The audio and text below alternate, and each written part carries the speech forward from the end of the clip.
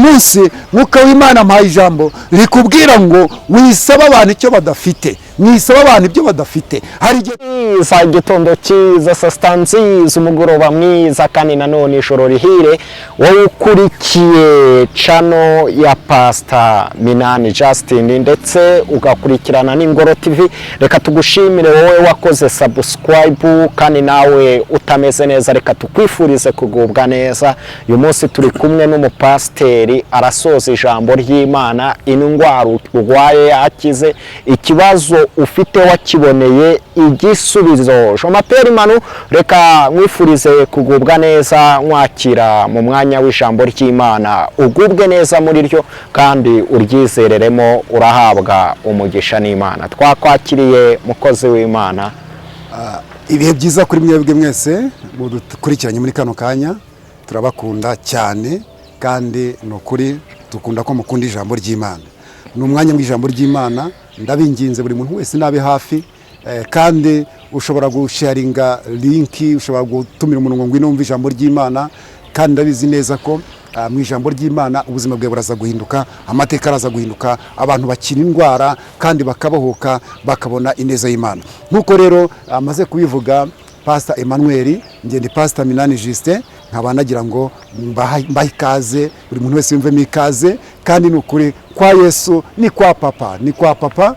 Ntabwo tugomba kugenda twikandagira, buri umwe wese agomba kugenda nk'uwisanga. Bibiliya iravuga ngo umwenda ukingirije ahera cyane watabutsemo kabiri, umuntu wese yigererayo, nta muntu ugomba kugererayo undi. Impamvu twafashe ikigiye kugira tubwize ijambo ry'Imana ni ukugira ngo abantu basobanukirwe, bamenye ko hari uwo kubagirira neza, bamenye ko ari uwo kubatabara, bamenye ko ari uwo kubarengera, bamenye ko ari uwo guhindura ubuzima bwabo bwari bwarananiranye, bamenye ko ari uwo gukiza indwara zari zarananiranye mu buzima bwabo. Nagira ngo nkwinginge rero muri kano kanya twumve ijambo ry'Imana. Uyu munsi mwuka w'Imana mpaye ijambo rikubwira ngo wisaba abantu icyo badafite, mwisaba abantu ibyo badafite. Hari igihe twabaye mu buzima tukajya dusabiriza, tukajya dusaba, tukavuga ngo mwaduhaye, mwabigenje gutya, mwakoze ibi, ariko mu by'ukuri turi gusaba abantu ibyo badafite. Nagira ngo nkwinginge rero muri aka kanya wongere utega amatwi ijambo ry'Imana, kandi nikubwiriza usengera mu mutima kugira ngo ijambo ry'icyo hindura ku buzima bwawe.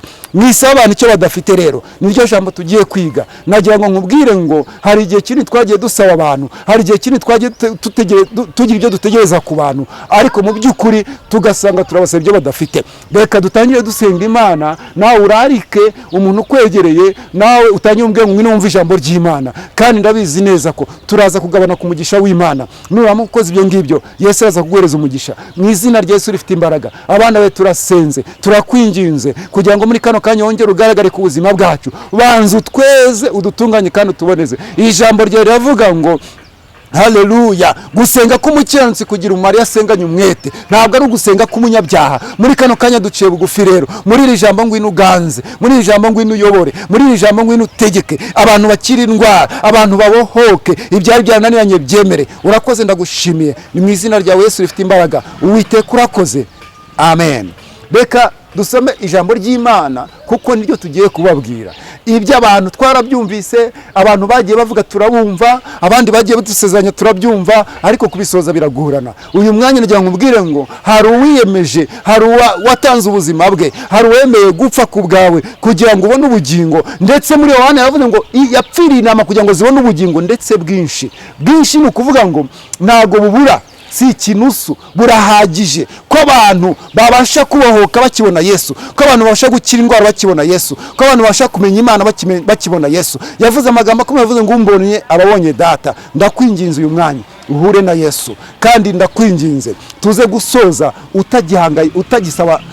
utagihanze amaso ku bantu, utagisaba abantu ibyo badafite. Reka dusome ijambo ry'Imana. Tugiye gusoma muri Luka cyo cya 6, turasoma duhere ku murongo waho wa 45. Reka dusome mu izina rya Yesu. Reka dufate ibira zacu dusome mu izina rya Yesu. Hari amagambo tugiye gusoma aravuga ngo Luka 6 turasoma ku murongo waho 45 niho tugiye gusoma. Haravuga ngo ngo umuntu mwiza atanga ibyiza abikuye mu butunzi bwiza bwo mu mutima we, n'umuntu mubi atanga ibibi abikuye mu butunzi bwe bubi, kuko ibyuzuye umutima ari iby'akanwa kavuga. Reka mbabwire iri jambo, reka twongere turisome unkundire uryumve nanjye kandi turyumve neza ribashe guhindura ubuzima bwacu. Dusome aho ni Luka 6:45 haravuga ngo umuntu mwiza atanga ibyiza bikuye mu butunzi bwiza bwo mu mutima we, n'umuntu mubi atanga ibibi abikuye mu butunzi bwe bubi, kuko ibyuzuye umutima ari byo akanwa kavuga.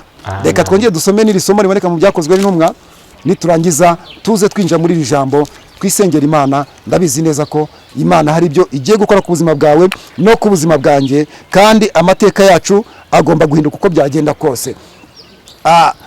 Reka dusome mu Byakozwe n'Intumwa, reka dusome mu Byakozwe n'Intumwa igice cya 12 haravuze ngo 12 haravuze ngo kandi nta wundi agakiza kabonerwamo, kuko ari nta rindi zina munsi y'ijuru ryahawe abantu dukwiriye gukirizwamo. Mwakire neza ijambo ry'Imana. Uyu mwanya nagira ngo nkwinginge mu mbaraga n'amavuta Imana iguhagurutse mu ijambo ryayo, kandi tubashe kurisobanukirwa. Turarike Mwuka Wera kugira ngo azasobanure ibidasobanutse. Umuntu yaza akavuga, ubwiriza akabwiriza, ariko bikarangira gutyo. Ndakwinginze umutima wawe utunganyize kugira ngo wumve ijambo ry'Imana. Iyi si tubamo n'ubuzima tubamo, usanga hari ibintu turimo twatagangariyemo, kandi ibyo bintu bitazahinduka mu gihe Yesu ataje mu buzima bw'uwo tubikeneyemo. Hano Yesu yavuze amagambo akomeye, aravuga ngo mwisabane ibyo badafite. Gusabana ibyo badafite ni ibiki? Ese mbabarira umbwire, ubu mpagaze hano, murabona ukomeze, niba uri kundeba, reba nambaye iyi jire uri kureba. Ubu koko uje ukambwira ngo ninguhe ikote nambaye iyi jire, ntabwo waba umuhoteye. Igihe kinini rero usanga abantu turi gusaba abandi ibyo badafite. Yesu arangije aravuga ngo umuntu mwiza atanga ibintu byiza bikuye mu butunzi bwe bwiza, n'umuntu mubi agatanga ibintu biba bikuye mu butunzi bwe bubi. Bishatse kuvuga ngo iki? Tuba mu buzima bwa buri munsi tugira ibyo dukenera, ariko ibi dukenera ntabwo akenshi tumenya aho tuzabikura. Ni nayo mpamvu ijambo ry'Imana rivuga umugore bitaga Hana. Uyu mugore bitaga Hana yabaye imbere y'Imana, ndetse yavukaga mu muryango w'Imana, kuko yavukaga muri Israeli. Mu by'ukuri yari yasobanukiwe kandi amenya imbaraga z'Imana, amenya ko Imana yamugirira neza, ariko ntabwo yari yarasobanukiwe neza uburyo yabona igitangaza biturutse ku Mana. Ariko umunsi umwe arangije amenya aho ikibazo kizakemukira, arangije ngo amenya ko nta handi azakura umwana uretse mu rusengero, kandi arangije avuga ngo iyi Mana reka nyibwire umwana nshaka. Ntabwo nyashaka umwana w'umukobwa, ahubwo nyine ndashaka umwana w'umuhungu, kandi uyu mwana w'umuhungu Mana numumpa nzamugutambira cyangwa se nzamugutura. Gutamba, iryo jambo ryo gutamba, ubundi gutamba ni nko kwigomwa. Hano yarigomwe, yigomwa umwana yagombye kuba akura akagira imyaka 4, amubona akagira 5, akagira 6, ariko biravuga ngo amaze kugira igihe cyo gucuka acutse. Murabizi neza ko abantu bacukira imyaka 3 cyangwa 2 gutyo, muri iyo myaka Hana amwikuraho amutanga. Nagira ngo mbwire rero ngo ubwo Hana yamenye neza aho ikibazo kizakemukira, yarangiza akavuga ngo ni ku Mana, yarangiza akayisanga ngo imugirire neza. Nawe birakwiriye kuko kumenya ikibazo cyawe kizakemukira, birakwiriye kuko kumenya ikibazo cyawe ninde wagikemura. Ese ni umuntu mugenzi wawe? Ese ni umugabo wawe? Ese ni umugore wawe?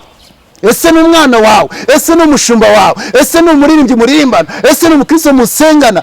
Ese ni umuntu mukorana umurimo? Wagombye gusobanukirwa neza ikibazo cyawe kizakemukira, kandi ukamenya ibyo ukwiriye gusaba n'abo ukwiriye kubisaba.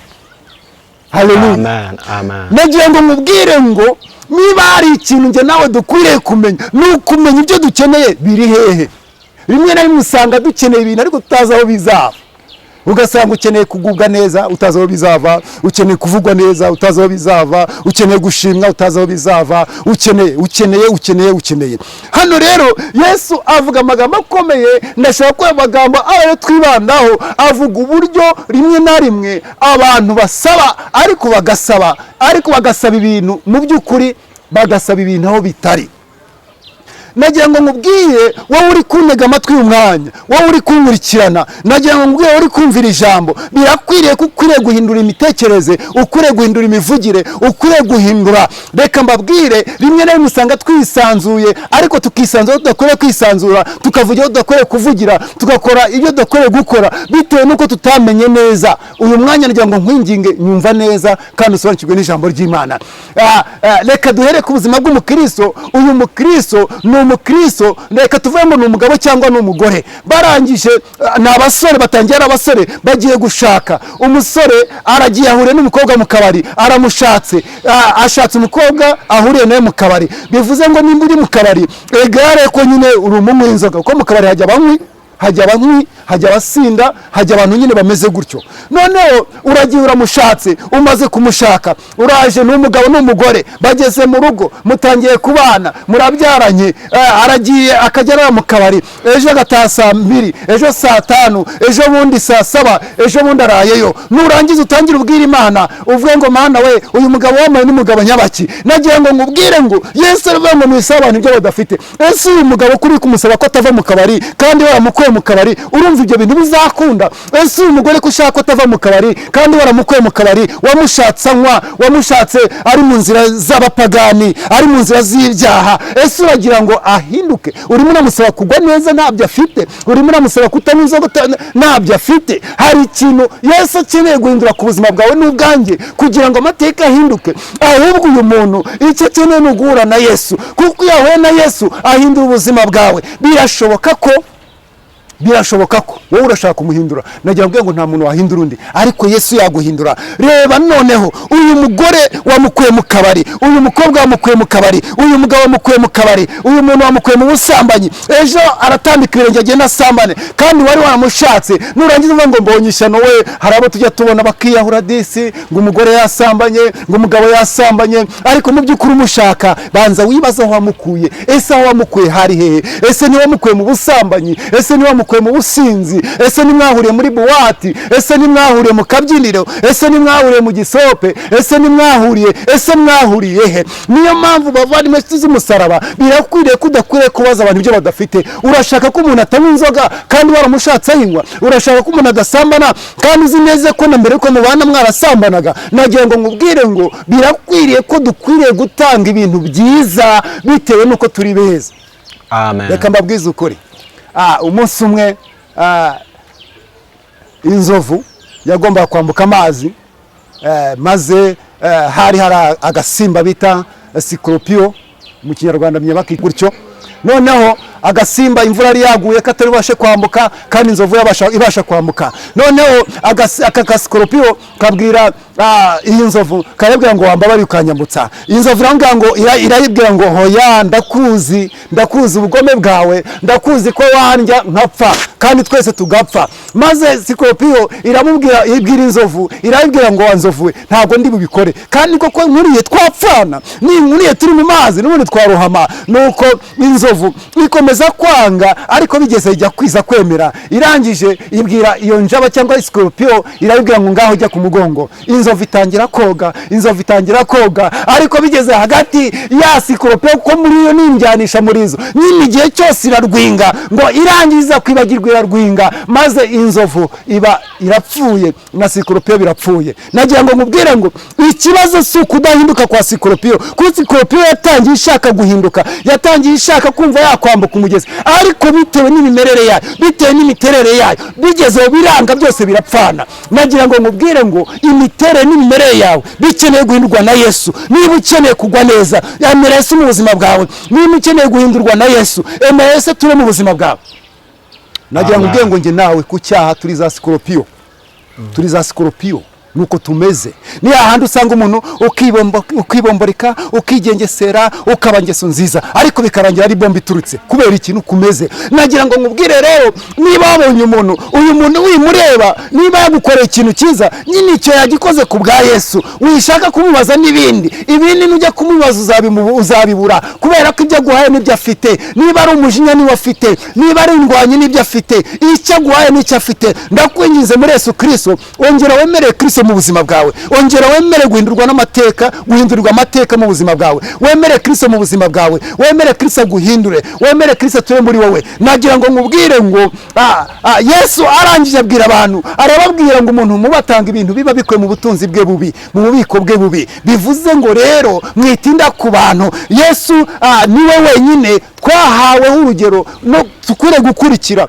dukwiye kwitaho, dukwiye kubona, dukwiye gusobanukirwa n'icyo akeneye ku buzima bwacu. Maze mu byakozwe n'umwa 4 hari amagambo twasomye aravuga ngo nta wundi mw'isi no mw'ijuru, nta wundi agakiza kabonerwamo, nta n'irindi zina ryahawe abantu, iryo zina ni Yesu Kristo. Nagira ngo mwinginge uyu munsi wa none wemere Kristo mu buzima bwawe, niwe waguhindura, niwe watuma utanga ibintu byiza, niwe watuma amateka ahindurwa. Nagira ngo nkubwire uyu munsi wa none, urimo urareba mama wawe ngo mama wawe ngo azankunda, ngo mama azankorera ibi, ngo bizagenda gute, ariko nyuma azakwigaranzura bitewe n'iki? Bitewe n'uko ni umuntu nyine, ibyo afite n'ibyo azaguha. Urimo uravanga umugore wanjye, rimwe na rimwe Yesu yatubwiye ngo dukunde n'abanzi bacu, ariko ntabwo bavuze ngo tubizere. Rimwe na rimwe usanga abantu bizera abantu aho kwizera Imana, noneho bikazarangira bitewe n'uko abantu bameze nka ka kantu bababwiye, bikazarangira babahemukiye cyangwa babagiriye nabi. Nagira ngo mubwire ngo umuntu nimba yaraguhemukiye, nimba yarakweretse urwango, nimba umuntu yarakugiriye nabi, witinda kuri uwo muntu, ahubwo icyo ukwiriye gukora,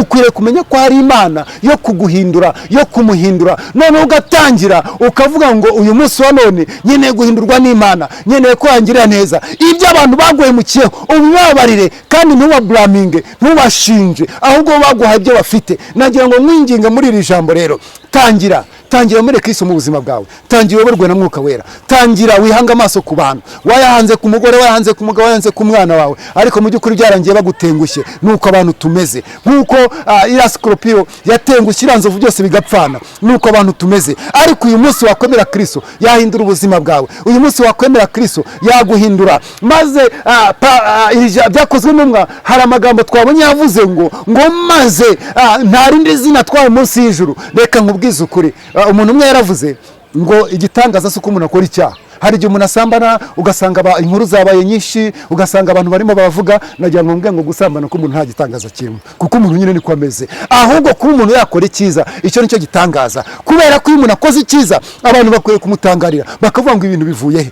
Ibyo bintu byiza rero yakoze biva kuri Kristo. Nagira ngo nkubwiye, ukwiriye kuba umuntu mwiza, utanga ibintu byiza, ubikuye mu bubiko bwawe bwiza. Ubwo bubiko bwawe bwiza bukwiriye kuba burimo Kristo, bukwiriye kuba burimo Kristo. Amateka yakwiye guhindurwa nuko Kristo yabaye mu buzima bwawe. Nagira ngo nkwinginge muri kano kanya, ubwo tugiye gusenga, wemere Kristo mu buzima bwawe, kuko niwe waguhindura. Uriya mujinya wakunaniye, ari amagambo yakunaniye, biriya bibazo byaba ibibazo ku buzima bwawe, yewe ntabwo ujya useka kabiri, ntabwo wishima, nuko Kristo atari mu buzima bwawe. Emera Yesu mu buzima bwawe. Maze umugabo umwe ukomeye bita Petero, wa wundi wabonaga abaja agatitira agatinya, ariko Yesu amaze kumwohereza Mwuka Wera yinjiye mu buzima bwe, ngo atangira kubwira abantu, aravuga ngo wa wundi mwishe mukamubamba niwe duhagaze imbere yanyu tubabwira. Ibivuze ngo Kristo nawe mu buzima bwacu tuzagira imbaraga zo guhamya, tuzahamiriza abantu, tuzabwiza abantu ukuri, tuzabwira abantu icyo tugomba kubabwira. Ndakwingiza emera Kristo mu buzima bwawe. Nagira ngo utaramwakira nonaha utangire uzamura amagambo, uvuge ngo Mwami Yesu ndakwakiriye, uhindure ubuzima bwanjye, umbere umwami n'umukiza w'ubuzima bwanjye. Amateka y'ubuzima bwanjye ahindurwe nawe, ni wowe wenyine wampindura. Kandi uhereye nonaha najyaga ntegereza ibyiza ku bantu, najyaga numva nyine abantu baramemukiye nkumva nabishyura. Najya namenye neza ko umuntu mwiza atanga ibitunzi bwiza abukuye mu bubiko bwe bwiza, n'umuntu wagatanga ibintu bibi abikuye mu butunzi bwe bibi. Vuga ngo Mwami Yesu ndagushimiye kunyakire nkambaye umwana wawe. Nagira ngo wewe wese nawe wakire Kristo, dusenga Imana tuyibwire ngo Mana tubabariye ko twabaye ibyanze, ntabwo twagiye tukwizera, twizeye abantu baraduhemukira. Uhereye nonaha ntabwo tuzongera gusaba n'ibyo badafite, tugiye kukwiringira no kukwizera. Mwami Yesu abantu ndabasengeye, imbaraga z'Imana zibabeho, gukora kw'Imana kuba bagaragareho, iri jambo rigende rihinguranye mu mitima yacu, ritushyire ku rwego ushaka, tubashe kuba abantu b'umumaro. Kandi twajya dufata ingero ku bantu, rimwe na rimwe tukizera abantu, tubonye ko dukwiriye kubakunda ariko ntitwabizera, ahubwo dukwiye kwizera wowe. Kandi turakwinginze, imitima yacu yarayanze guhinduka, ihindurwe nawe. N'abari abantu Mwami tutahindura, wowe wabahindura. Ndakwinginze Papa, ngabo bagire neza, barengere, wumvise ijambo wese ahindurirwa ubuzima, ahindurirwa amateka. Urakoze Mwami Yesu, kwibyo bikore kwiyubahisha, ni mu izina rya Yesu rifite imbaraga. Urakoze, amen. Shalom, ndabashimiye kubwira ijambo. Nagira ngo mbinginge, ushobora kuba wagizemo ikibazo ugahita wandika kuri komenti hasi kugira ngo ubutaha tuze tugusubiza cyangwa se tuze tugufasha mu bindi. Kandi ndabizi neza ko Imana izatugirira neza, ndabizi neza kandi ko wowe nanjye ubwo Imana duhagurukiye ngo tuvuge ubutumwa bwiza, nawe buvuge uko ubigenje gutya. Ushobora gufata linki ukahereza umuntu nawe kumva ijambo ry'Imana. Yesu akomeze kubahereza umugisha, mukomeze kugubwa neza. Imana ibishimire kandi barebe neza. Amen. Nomero ya telefone.